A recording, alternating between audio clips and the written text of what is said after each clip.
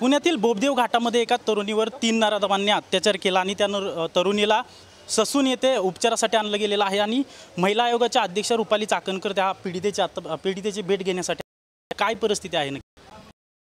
काल रात्री 1:30 वाजता ही घटना बोबदेव घाटामध्ये घडलेली आहे।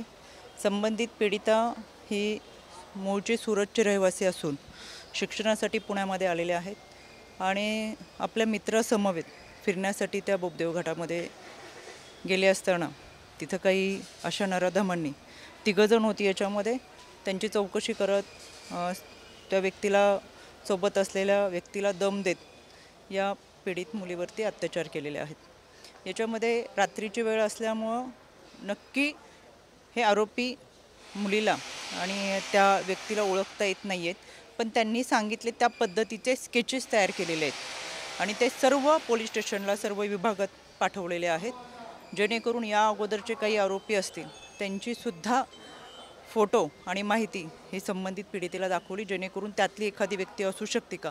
तर युद्ध पातळीवरती आरोपींचा तपास सुरू आहे। यामध्ये कोंढवा पोलीस स्टेशनचे वरिष्ठ पोलीस निरीक्षक पाटणकर सर माझ्याबरोबर, डॉक्टर खेडकर स्वतः त्यांची टीम मेडिकल वगैरे मुलीचं केले, मुलगी व्यवस्थित आहे, मी आता स्वतः तिच्याशी बोलून आले।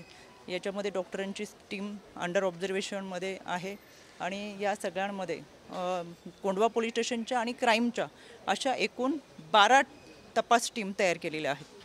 गेल्या काही दिवसापासून महाराष्ट्रात आणि एकूणच पुण्यात जे आहे ते महिलांच्यावरील अत्याचाराची प्रकरणं वाढताना दिसत आहेत, त्याच्यावर काही ठोस उपाययोजना होणार आहेत की नाही? महाराष्ट्र शासन आणि महायुती सरकारने आपण कालच ऐकलं, आदरणीय राज्याचे उपमुख्यमंत्री तथा वित्तमंत्री आदरणीय दादांनी पंचशक्ती अभियान आपल्यासमोर मांडलेलं आहे।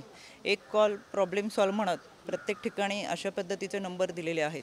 त्याचबरोबर आम्ही स्वतः शिक्षण मंत्री दीपकजी केसरकर साहेबांच्या बरोबर या सगळ्या निमित्तानं शाळा कॉलेजमध्ये ज्या घटना घडतात त्या निमित्तानं बैठकीला बसलो असताना त्या पद्धतीचं GR सुद्धा काढलेलं आहे, जसे की सावित्री टीम असेल, PTA असेल, त्याचबरोबर प्राईम टाईममध्ये बीट मार्शल दामिनी पथक यांचं पेट्रोलियन असेल, या सगळ्यांबरोबर जे तक्रार पेटी आहे ती दर्शनी भागामध्ये न ठेवता मुलींच्या वॉशरूमच्या बाजूला किंवा त्यांना तक्रार दाखल करायची असेल तर त्या बाजूला ठेवता येईल।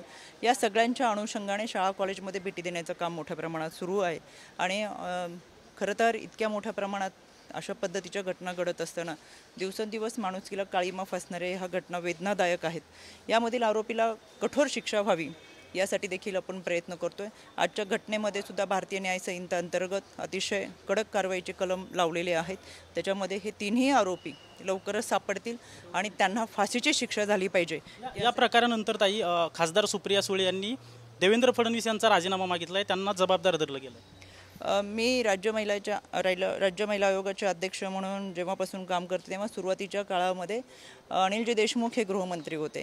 मी स्वतः मिसिंग केसेस आणि अशा DV cases, rape cases, gang rape cases ह्याची फाईल घेऊन जेव्हा अनिलजी देशमुख साहेबांकडे गेले होते त्यावेळेस त्यांनी कदाचित त्यांच्या इतर कामांच्या व्यापामुळे अशा केसेसच्या फाईल पाहिल्या नव्हत्या, पण त्यावेळेचा क्राईम रेट ही असाच होता आणि मला आता उलट एक समाधान वाटतं की ज्यांच्यावर अन्याय अत्याचार होतोय, आजची घटना तर माणुसकीला काळीमा फसणारीच आहे, पण कॉलेजमध्ये असेल, स्कूलमध्ये असेल किंवा DV केसेस असेल हे मांडण्यासाठी आता महिला पुढे येतात, त्यांना विश्वास वाटतोय की आपल्याला न्याय मिळेल म्हणून।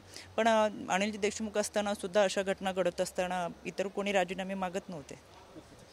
कॅमेरा पर्सन विकीसह अजिंक्य धायगुडे, TV9 मराठी, पुणे।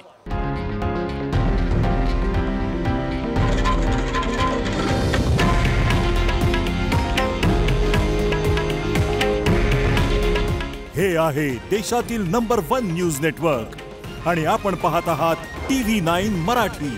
काळजी तुमची, हित महाराष्ट्राचं।